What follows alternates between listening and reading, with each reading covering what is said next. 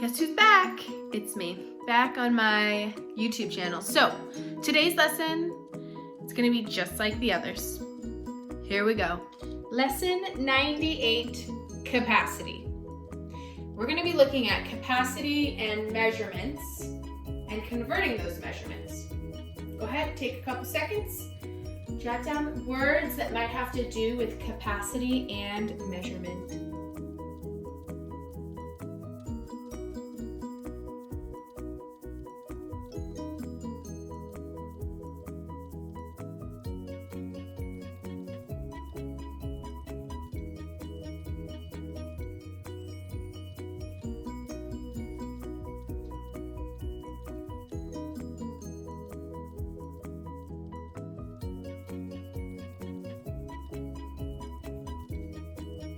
All right, let's start with the first word, capacity.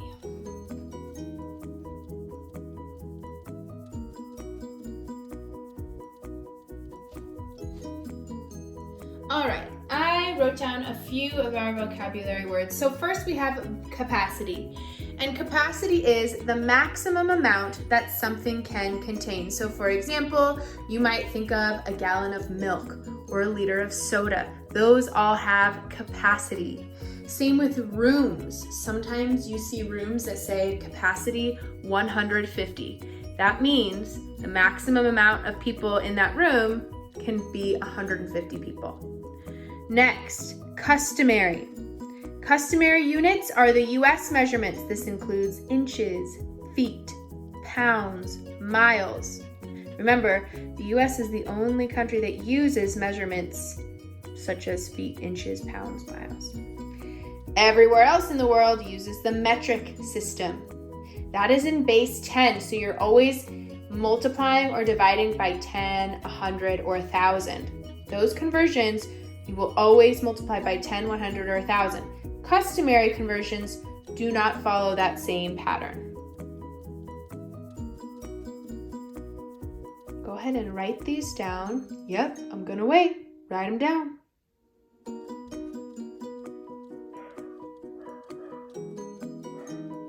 Start with the anchor chart today, because this is going to be very, very helpful. On the left are the customary units, the US units, the units we use here, gallons, quarts, pints, cups, ounces. And on the right is the metric system, liters, meters, grams. And if you notice, all the numbers in the right have a base of 10, 1,110. All the numbers on the left don't follow that same pattern. Go ahead and take a minute to jot that down, and as soon as you're done, we're gonna start with our big G, the town of Cologne. Okay, I've got my big G. We're gonna draw the town of Cologne. We've done this before. Let's see if you remember how to do it. In the town, there are how many queens? 4 queens. Good job. So there are 4 quarts in a gallon.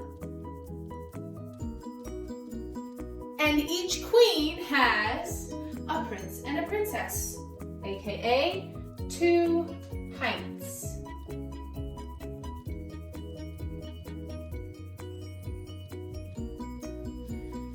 Now, each prince and princess drink how many cups of tea? 2, Miss Marzio. Nice job, 2.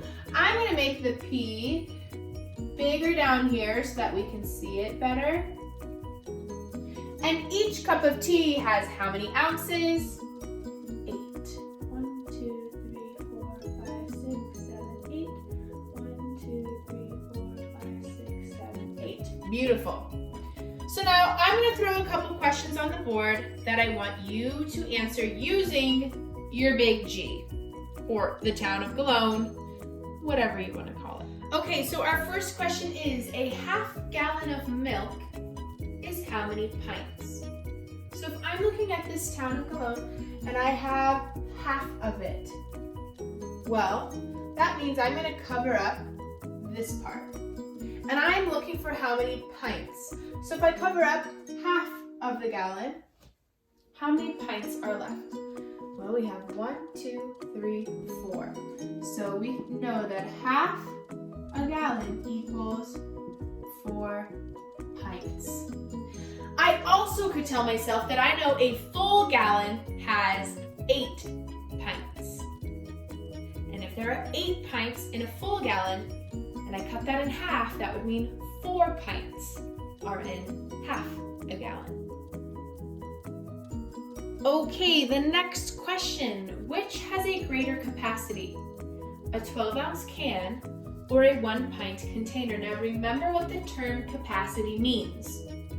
It means how much can something hold. So this question is asking us which can hold more, a 12-ounce can or a 1-pint container? Well, automatically I know that 12 is bigger than 1. So can I just say the 12-ounce can is bigger? Did I hear someone say no? You're right. No, we cannot. We need to compare. So I'm going to look at my P here. How many ounces are in a pint? Well, 8 ounces are in 1 cup, but there's 2 cups in a pint. So that means 8 plus 8 is 16 ounces. Right. So 1 pint is the same thing as 16 ounces.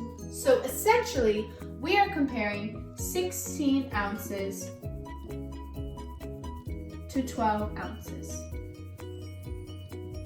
16 is bigger, which means that 1 pint has the largest capacity.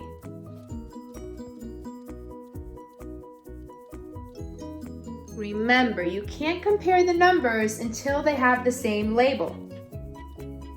We couldn't compare a pint to an ounce right away because they don't have the same label. We have to get ounces and ounces. Got that down?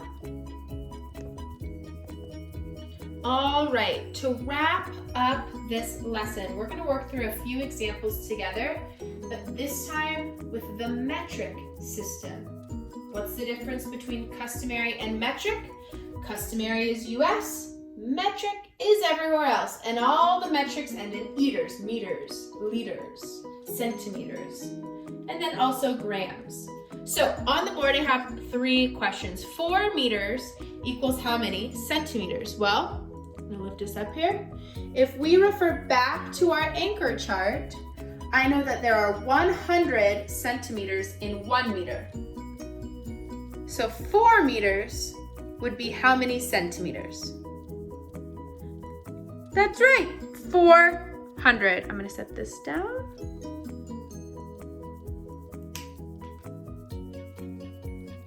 "400 centimeters.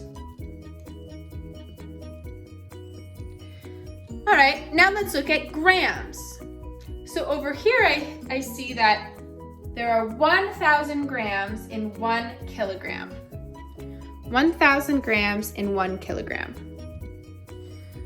So 2,000 grams.